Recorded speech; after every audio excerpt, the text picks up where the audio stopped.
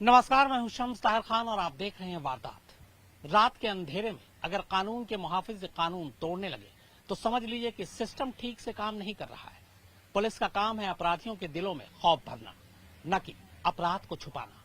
हाथरस की निर्भया के साथ जो दरिंदों ने किया सो किया, लेकिन जो पुलिस ने किया वो अपने आप में बेहद शर्मनाक है। घर वालों की मर्जी के खिलाफ, घर वालों की तमाम मिन्नतों के बावजूद पुलिस ने जबरन रात 2:30 बजे हाथरस की इस निर्भया का आनन फानन में अंतिम संस्कार कर दिया ताकि वो अपनी कमियों पर पर्दा डाल सके। हल्दी वगैरह लगा के हमारी आखिरी बच्ची की विदाई अब लौट के तो दोबारा नहीं आएगी।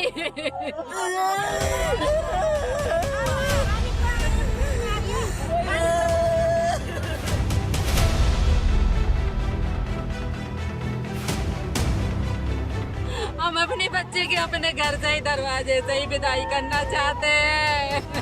औरत की मान मर्यादा क्या होती है? सबसे बड़ी एक इज्जत होती है। हाथरस का गांव बुलगड़ी 29 और 30 सितंबर की दरमियानी रात, वक्त करीब 1:45 बजे। रात का तीसरा पहर। गांव के लोग आमतौर पर घंटे 1.5 घंटे बाद उठ जाते हैं। दिन की शुरुआत हो जाती है, लेकिन इस गांव में आज की रात कोई भी नहीं सोया। उठना और जगना तो खैर दूर की बात है। नींद की जगह आंखों में आंसुओं और बेचैनी ने ले ली।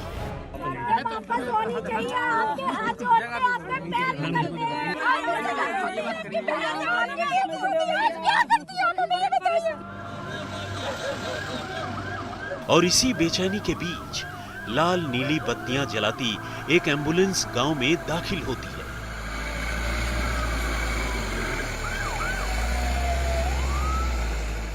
असल में यह एम्बुलेंस नहीं, बल्कि ये तो एक हर्स वैन है जिसमें शव ले जाया जाता है। और इस हर्स वैन में इस वक्त इसी गांव की एक मासूम और बेगुनाह बेटी चिर निद्रा में लेटी है। नहीं, किसी बीमारी या कुदरती हादसे की वजह से नहीं, बल्कि गांव के ही उन दबंग और बददिमाग दरिंदों की वजह से जिन्हें दूसरों की जिंदगी जिंदगी नहीं मजाक लगती है। कोई माँ को लाल है, इनमें से कौन ने अपनी माँ की कोख से जन्म लाया है? असल में 19 साल की इस बेटी के साथ यहीं रहने वाले 4 दरिंदों ने कथित तौर पर गैंगरेप करने के बाद उस पर कुछ इतना जुल्म ढाया कि पूरे 15 दिनों तक दिल्ली के एक अस्पताल में वो जिंदगी और मौत के बीच झूलती रही और आखिरकार जिंदगी की जंग हार गई। लेकिन ये वारदात अपने आप में जितनी अफसोसनाक है, हाथरस के पुलिस वालों ने इस बेटी की लाश के साथ जो कुछ किया वो मानो इस परिवार के जख्मों पर नमक छिड़कने जैसा था। घर वाले तो आप लीड लेते नहीं हो और बाहर वाले आकर के आपका काम बिगाड़ रहे हैं और नाम आपका बदनाम होगा। हर्स वैन के गांव में पहुंचते ही भावुक घर वालों ने उसे चारों तरफ से घेर लिया। घर वाले आखिरी बार अपनी बेटी का शव देखना चाहते हैं। उसे हमेशा हमेशा के लिए विदा करने से पहले ये अभागी माँ उसे एक बार अपने कलेजे से लगाना चाहती थी। हम अपनी बच्ची के अपने घर से ही दरवाजे से ही विदाई करना चाहते हैं।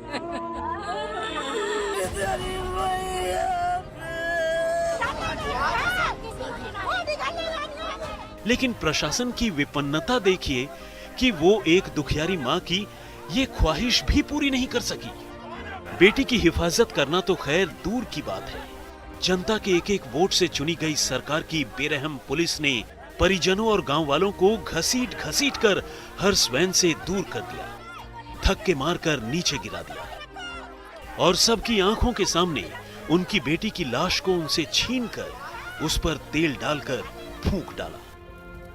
जी हां, फूंक डाला ही कहेंगे शायद।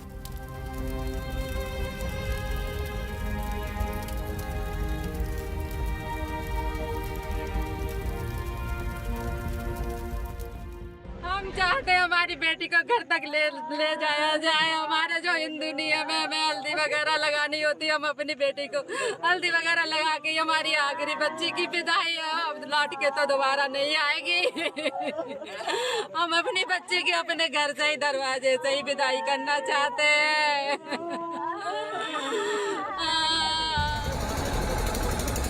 पुलिस ने न तो गांव के रीति रिवाजों की परवाह की, न भावनाओं की और न ही संवेदनाओं की।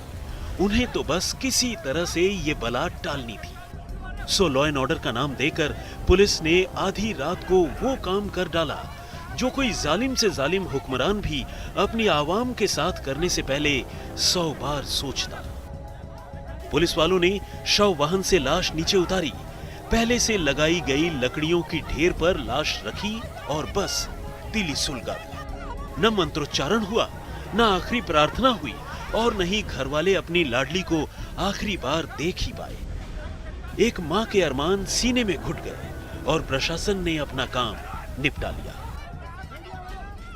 फैमिली की परमिशन के बिना, फैमिली प्रेजेंस के बिना लड़की की, हाथरस की जो रेप विक्टिम है, उनकी बॉडी को यहाँ लाया गया। और आप मेरे पीछे देख सकते हैं, मैं एक बार कैमरा पर्सन वकार को भी कहूंगी कि दिखाएं कि ये जो जल रहा है ये लड़की की बॉडी है। सिर्फ एक ही मांग थी फैमिली की, माता पिता की, कि एक बार चाहे 15 मिनट के लिए सही आप एक बार बॉडी को घर पे आने दें, हमको एक बार उनका आखिरी बार हमारी बेटी की शक्ल देखने दे, आखिरी बार हमारी बेटी को छूने दे। पुलिस ने नहीं उनकी बात मानी और अभी फोर्सफुली बॉडी को लाके आप देख सकते हैं बॉडी पीछे चल रही है। हाथरस की घटना के बाद यूपी शासन ने इस मामले की जांच के लिए एक स्पेशल इन्वेस्टिगेशन टीम का गठन कर दिया है। 3 सदस्यों की एसआईटी को 7 दिनों में रिपोर्ट देने का हुक्म दिया गया है। उधर गैंगरेप और कत्ल के आरोपी गांव के 4 लड़कों को गिरफ्तार कर लिया गया है। लेकिन सूबे में बहन बेटियों की सुरक्षा के सवाल से लेकर इस मामले को अंजाम तक पहुंचाने में पुलिस के रवैये ने वाकई शासन प्रशासन की पोल खोल कर रख दी है। तनुश्री पांडे के साथ अभिषेक आनंद, हाथरस, आज तक।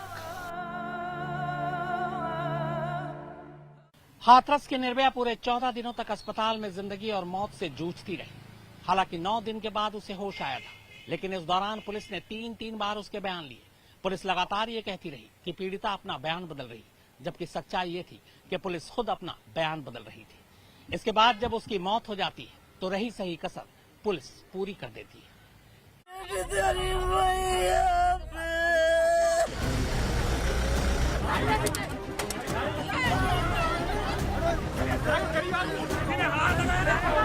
घर वाले तो आप लीड लेते नहीं हो और बाहर वाले आकर के आपका काम बिगाड़ रहे हैं और नाम आपका बदनाम हो रहा है।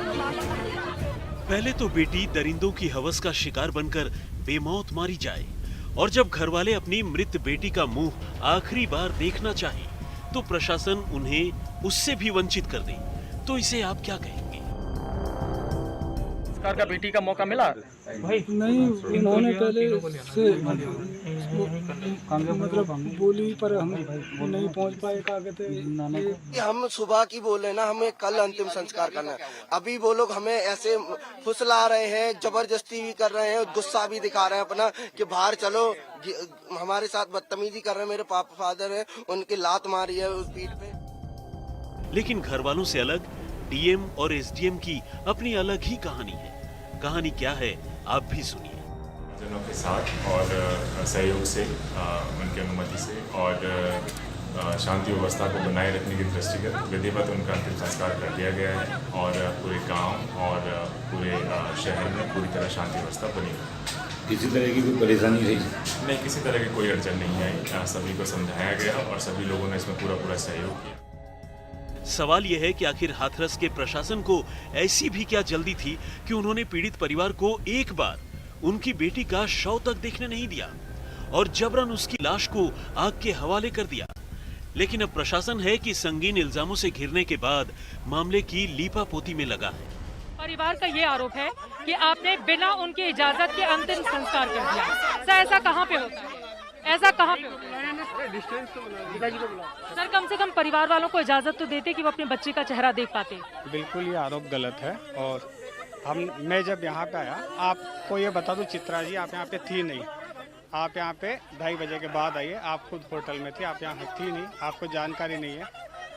मैं कहाँ पर थी आपको पूरी जानकारी है।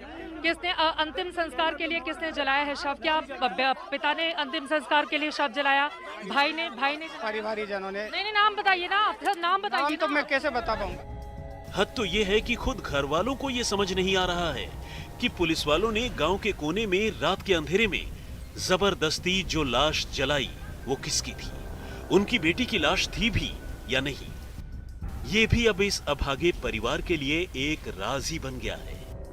और ये भी नहीं पता हमारे को तो वो हमारी लड़की थी या कोई और थी। और नहीं लाया गया अभी तक बॉडी को, हमने यहाँ तक देखा नहीं अपनी बहन को, जिस मैंने खुद वहाँ पे जब हॉस्पिटल में था मैंने लास्ट टाइम तब देखा, उसके बाद मैंने अभी तक मुझे यहाँ तक मुझे पता है एम्बुलेंस में भी मैंने अभी तक अपनी बहन को नहीं देखा।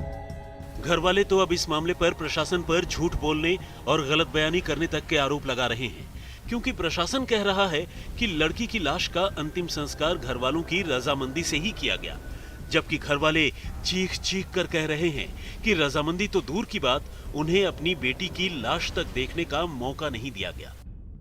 क्या चाहते हैं आप? क्या चाहते हैं? फांसी चाहते हैं उन लोगों की।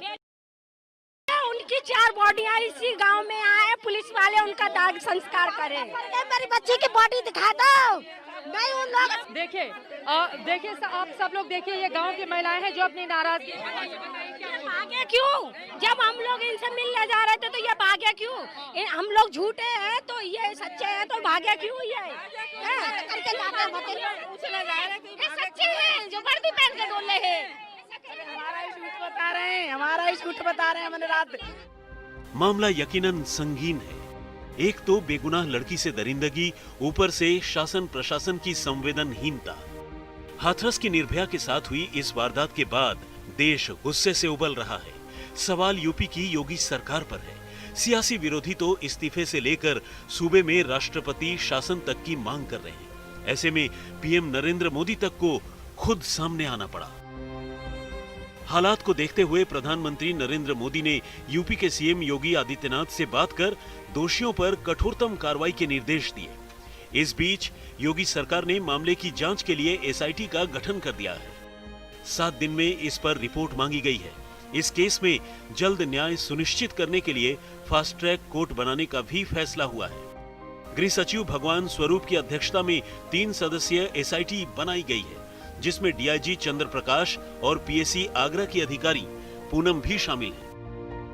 अब एक बदनसीब लड़की के रातों रात किए गए ऐसे अजीब अंतिम संस्कार पर हाथरस प्रशासन चाहे जो भी दलील दे, फिलहाल उसकी हरकत को किसी भी एंगल से जस्टिफाई नहीं किया जा सकता।